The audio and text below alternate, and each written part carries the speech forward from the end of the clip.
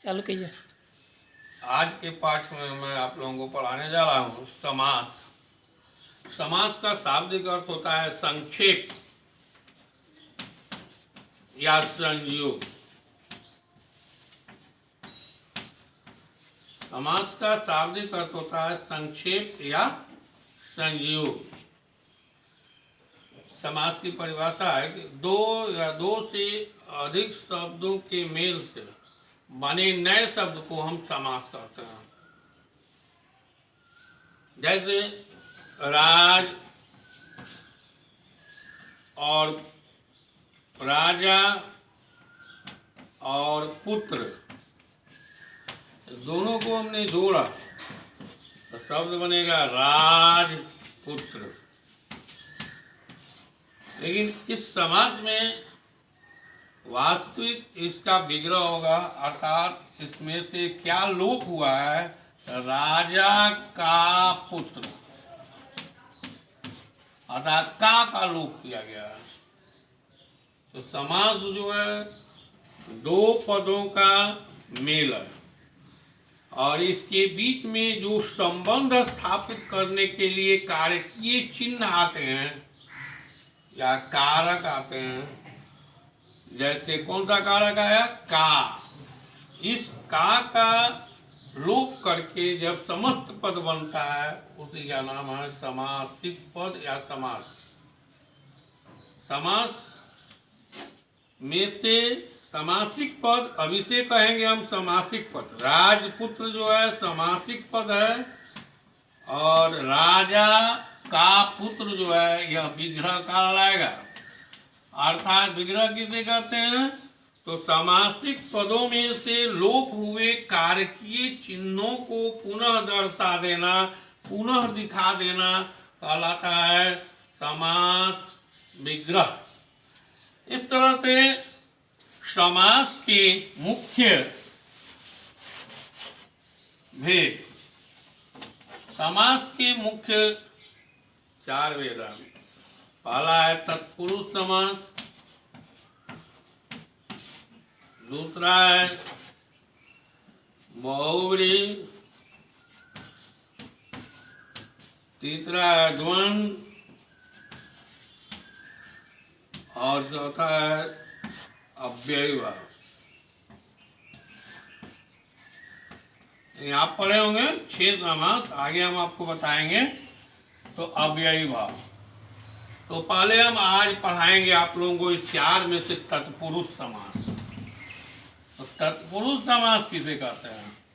तत्पुरुष समास जिस समास का अंतिम पद प्रधान होता है, अंतिम पद प्रधान होता है उसे हम कहते हैं तत्पुरुष समास। जिस समास का अंतिम पद प्रधान होता है उसे हम कहते हैं तत्पुरुष समास। जैसे मान लीजिए कि हम लिखते हैं राजपुत्र। अब हम जो है राजपुत्र में कौन सा पद प्रधान है यह हमें पता करना है। तो आप एक वाक्य बनाएं, राजपुत्र दुष्ट है, राजपुत्र अच्छा है, राजपुत्र दयालु है। इस शब्दों में विशेषण शब्द किसके लिए आए हैं, राजा के लिए या पुत्र के लिए? तो निश्चित रूप से इसमें से विशेषण शब्द पुत्र के लिए आए हैं। तो हम कह सकते हैं कि राजपुत्र में पुत्र शब्द की प्रधानता है। राजपुत्र कहने के बाद जो हम वाक्य बना रहे हैं उस वाक्य से हमें पुत्र की विशेषता का पता चल रहा है। राजा केवल संबंध बताने के लिए पुत्र के साथ आया हुआ है।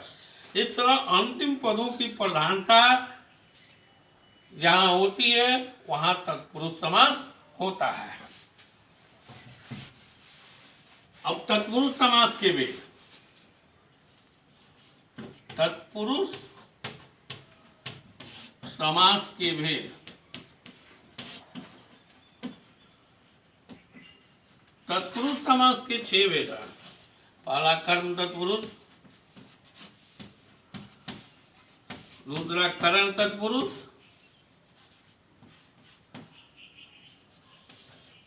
करण तत्पुरुष, तीसरा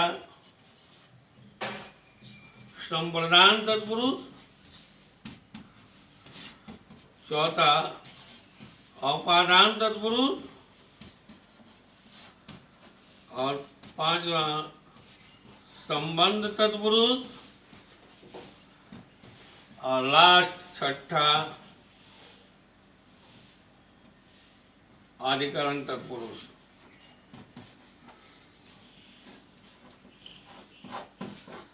अब यहाँ जो है ध्यान देने वाली बात है कि हम कर्म तत्पुरुष किसे कहते हैं।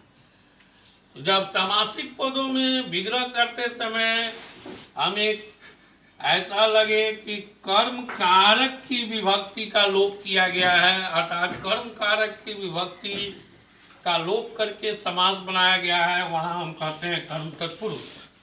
उदाहरण के तौर पे जैसे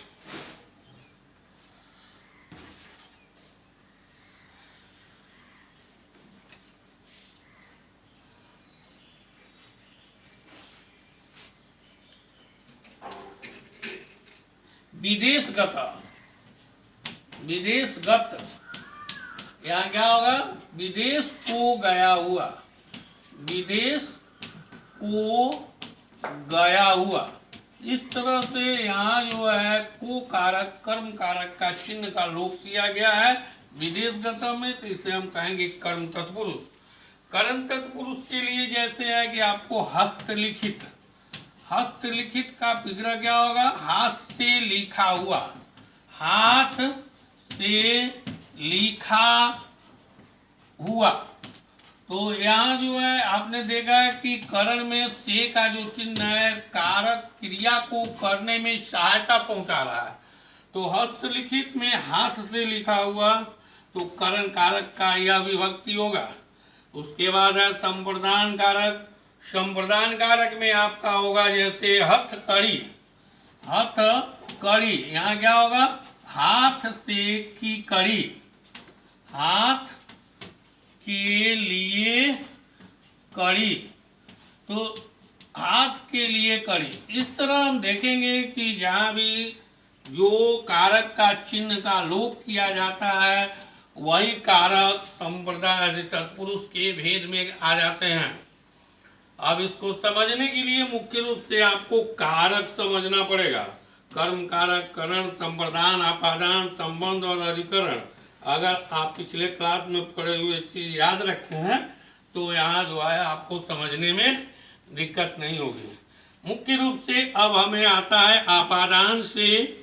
आपादान में विषय होता है और कर्म में, यदि करण में विषय होता है तो फिर हम पहचान कैसे करेंगे। तो जैसे कि आप करण में क्या होता है, क्रिया को करने में सहायता होती है, और आपादान में क्या होता है, अलगाव होता है। जैसे हस्तलिखित, हाथ से लिखा हुआ, अर्थात हाथ उसको क्रिया को करने में सहायता कर रहा है। जबकि अपादान कारक में होगा ऋण मुक्त, तो ऋण मुक्त में क्या हो जाएगा, ऋण से मुक्त, अर्थात ऋण से वो आजाद हुआ, अलग हुआ। इस तरह से हम कारकों को समझ करके तत्पुरुष समास के सभी भेदों के बारे में समझ सकते हैं।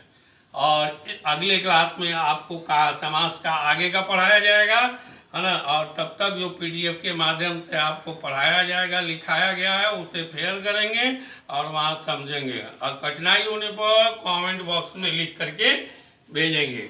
धन्यवाद।